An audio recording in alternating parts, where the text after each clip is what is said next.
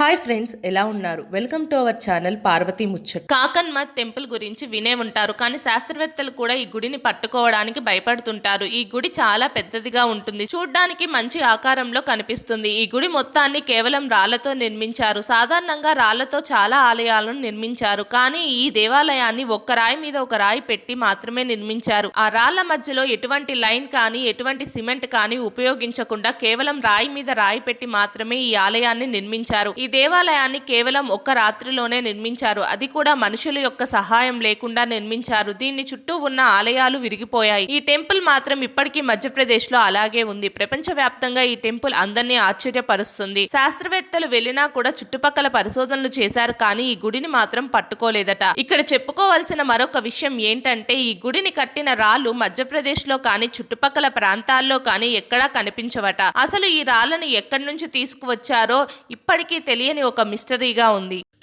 మా వీడియోస్ కనుక మీకు నచ్చినట్టయితే మా ఛానల్ని లైక్ చేయండి, షేర్ చేయండి, అలాగే సబ్స్క్రైబ్ చేసుకోవడం మాత్రం అస్సలు మర్చిపోకండి. మరిన్ని ఇలాంటి వీడియోస్ కోసం మా ఛానల్ని ఫాలో అవ్వండి.